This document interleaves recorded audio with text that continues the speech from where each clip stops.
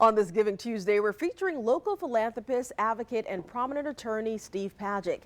He has humble roots planted in Jacksonville's Woodstock Park area. The former state representative helped to increase the state's homestead exemption. He's given millions over the years to help provide people with opportunity, and he continues to be an agent of change. This is a baseball diamond that I played on when I was 8 years old. Steve Pajcic still seems right at home. The field itself is the same. 70 years later, The basketball court was just that far side. touring Woodstock Park, We didn't have tennis courts. where he was a regular in the 1950s. I grew up in the days of segregation. They closed the pool over at Lackawanna, so I couldn't learn how to swim because they did, rather than integrate it, they closed it. About a mile away from his childhood home, down Beaver Street, lived a young Nathaniel Glover. Their paths would eventually cross as adults. Pajcic chaired Glover's history-making campaign to become Jacksonville's first black sheriff in 1995. I think, Garrett, I would say it's probably our biggest accomplishment in life, probably, helping out. About a decade prior, Pajcic won the Democratic nomination for Florida governor, but ultimately lost the seat to Republican Bob Martinez. When I was running for governor in '86, I said the one problem I really wanted to work on was do something for our young black men. We try to do a little bit with private contributions, but it's not nearly what could be done by governmental public support and by cultural attitude. In 1974, Pajcic and his brother Gary founded the Pajcic & Pajcic law firm.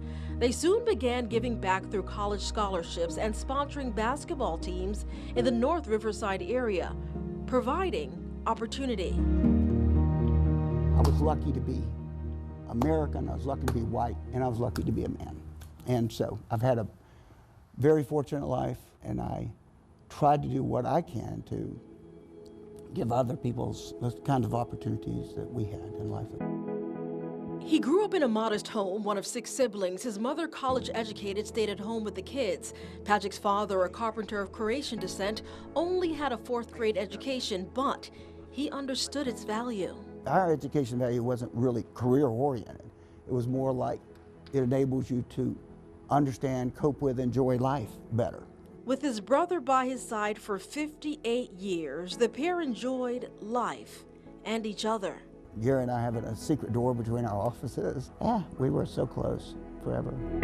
Gary died in 2006 of viral encephalitis, leaving behind his best friend. The two were born just 14 months apart. I'm thankful for the time we had together. And then secondly, and this is very important, that I think it makes it easier if you have a really good relationship. It actually makes it easier because there are no regrets.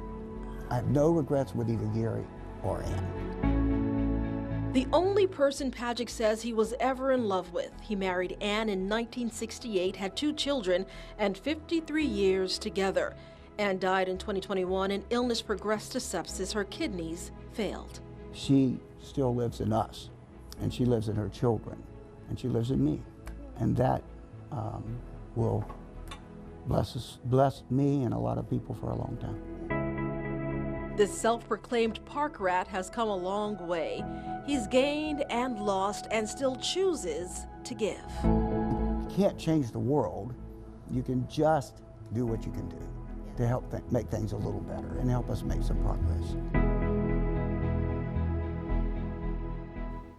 That's a right frame of mind. Now, Pajcic lit up when he shared the story of former President Obama singing happy birthday to his wife Ann at their Avondale home.